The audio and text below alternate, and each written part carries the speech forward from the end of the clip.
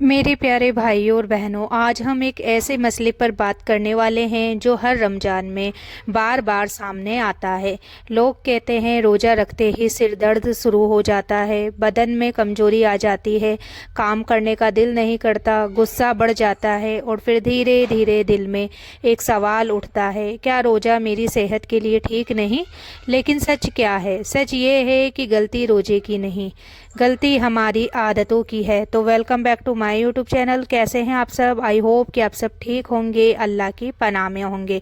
तो अल्लाह ताला ने कुरान में फरमाया, ए ईमान वालों, तुम पर रोज़ा फ़र्ज किया गया जैसे तुमसे पहले लोगों पर किया गया, ताकि तुम परहेजगार बनो। रोज़ा हमें तोड़ने के लिए नहीं, हमें बनाने के लिए आया है। रोज़ा हमें बीमार करने के लिए नहीं, हमें मजबूत बनाने के लिए आया है। लेकिन जब हम सहरी में हद से ज़्यादा तला भुना, मसालेदार, चाय पर चाय, मीठे पर मीठा खा लेते हैं और फिर दिन भर पानी नहीं मिलता, तो शरीर बगावत करता है। हम सोचते हैं रोज़े की वजह से थकान है, जबकि असल में हमारी गलत तैयारी की वजह से है। तो मेरी प्यारी बहनों, खासकर आप जो घर का काम करती है, बच्चों को संभालती हैं, खाना बनाती हैं और साथ में इबादत भी करती है, आप ही सबसे ज़्यादा थकान महसूस करती है। लेकिन ज़रा सोचिए, अगर सहरी हल्की सुन्नत के मुताबिक हो, अगर इफ्तार में सब्र हो, अगर नींद पूरी हो, तो वही रोज़ा दिल को नूर देता है। हमारी एक बहुत बड़ी गलती ये है कि हम रमज़ान को खाने का महीना बना लेते हैं, फिर फ्रिज भर देते हैं, रसोई भर देते हैं, लेकिन दिल खाली रह जाता है। रोज़ा सिर्फ पेट का नहीं होता, रोज़ा आँखों का भी है, जुबान का भी है, दिल का भी है।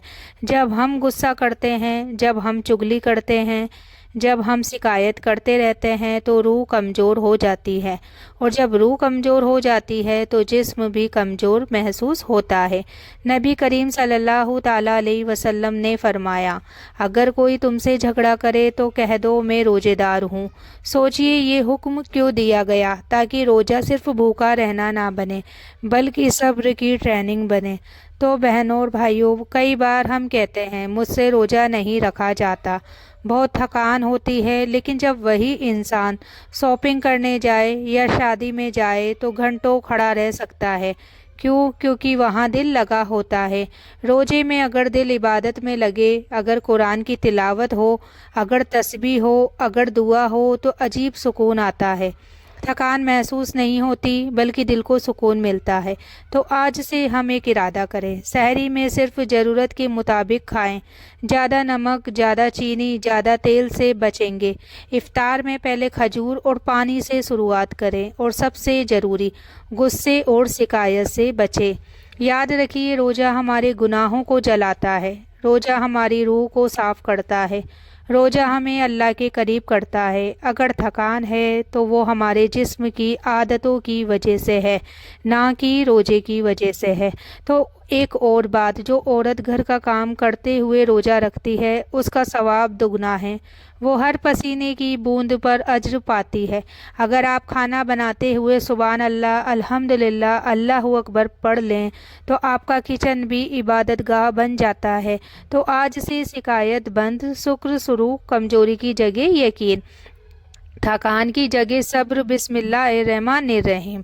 तो मेरे प्यारे भाइयों और बहनों, हम बात कर रहे थे रोजे में होने वाली थकान और कमजोरी की। अब जरा दिल को और गहराई से टटोलते हैं। कई बार ऐसा होता है कि इंसान रोजा तो रख लेता है, लेकिन उसकी नीयत सिर्फ आदत या मजबूरी की होती है। जब नीयत कमज़ोर होती है तो हिम्मत भी कमज़ोर हो जाती है। याद रखिए, रोज़ा सिर्फ भूखा प्यासा रहने का नाम नहीं, रोज़ा इखलास का नाम है, यानी सिर्फ अल्लाह के लिए करना। जब इंसान सहरी में उठता है और ये सोचता है कि अल्लाह, मैं तेरे हुक्म पर उठा हूँ, सिर्फ तेरी रजा के लिए खा रहा हूँ, तो उसी वक्त से ताकत आना शुरू हो जाती है।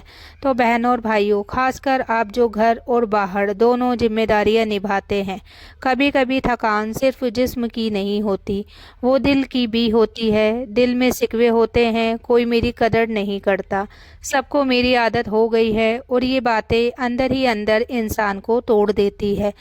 لیکن سنیے، اللہ آپ کی ہر محنت دیکھ رہا ہے۔ روزے کی حالت میں جب آپ رسوئی میں کھڑی ہوتی ہیں، جب آپ بچوں کو سنبھالتی ہیں، جب آپ بنا پانی پیے کام کرتی ہیں، تو ہر لمحہ آپ کی کتاب عمل لکھا جا رہا ہوتا ہے۔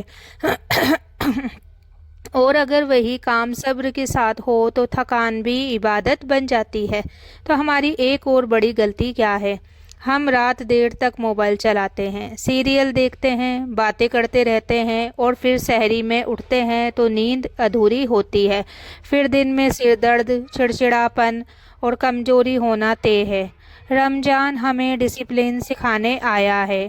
کم سونا نہیں، صحیح وقت پر سونا، کم کھانا نہیں، صحیح چیز کھانا، کم بولنا نہیں، صحیح بات بولنا۔ نبی کریم صلی اللہ تعالیٰ علیہ وسلم کا طریقہ کتنا سادہ تھا۔ سحری میں برکت ہے، انہوں نے فرمایا کہ سحری ضرور کرو کیونکہ اس میں برکت ہے، لیکن سحری کا مطلب یہ نہیں کہ پیٹ بھر بھر کر کھایا جائے۔ تھوڑی سی چیز بھی برکت بن سکتی ہے اگر نیت صاف ہو۔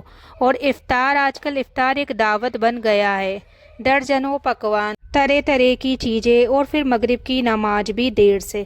تو سوچئے، جب پیٹ بہت بھر جائے تو عبادت میں دل کیسے لگے گا؟ روزہ ہمیں ہلکا بنانا چاہتا ہے تاکہ دل اللہ کی طرف اڑ سکے۔ ایک اور بات بہت ضروری ہے، پانی کی کمی۔ کئی لوگ افطار سے سحری تک پانی کم پیتے ہیں، پھر دن میں ڈی ہائیڈریشن ہو جاتا ہے، اور پھر کہتے ہیں روزہ مشکل ہے۔ تو اصل میں روزہ ہمیں سکھا رہا ہے کہ اپنے شریر کا بھی حق ادا کریں۔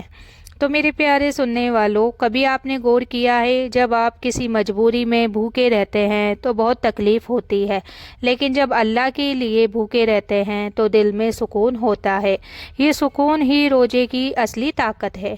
اور اگر پھر بھی تھکان ہو تو اپنے دل سے کہو، یہ تھکان گواہ بنے گی قیامت کے دن کی، میں نے اللہ کے لیے صبر کیا۔ تو بہنوں، جب آپ پسینہ بہا کر بھی روزہ نبھاتی ہیں تو فرشتے آپ پر رحمت کی دعا کرتے ہیں۔ آپ اکیلی نہیں ہیں۔ آج سے ایک چھوٹا سا عمل شروع کریں۔ جب بھی تھکان محسوس ہو، 33 بار سبحان اللہ، 33 بار الحمدللہ اور 34 بار اللہ اکبر ضرور پڑھ لیں۔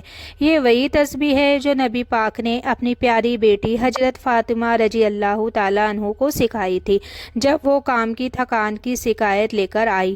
تو سوچیے، اگر یہ تسبیح ان کی طاقت بن سکتی ہے تو ہماری کیوں نہیں؟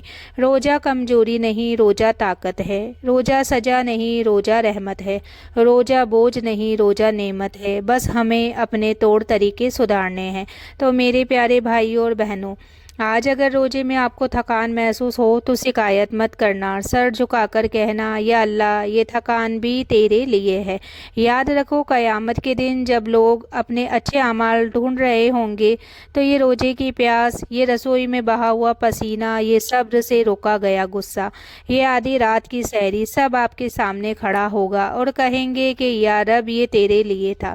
اس دن اللہ مسکرا کر فرمائے گا، آج تمہارے لیے جنت ہے۔ تو روزہ صرف 30 دن کا نہیں، یہ 30 دن آپ کی پوری زندگی بدلنے آئے ہیں۔ آج وعدہ کرو، شکایت چھوڑیں گے، صبر اپنائیں گے، کم کھائیں گے، زیادہ عبادت کریں گے، اور روزے کو بوجھ نہیں، اپنی پہچان بنائیں گے۔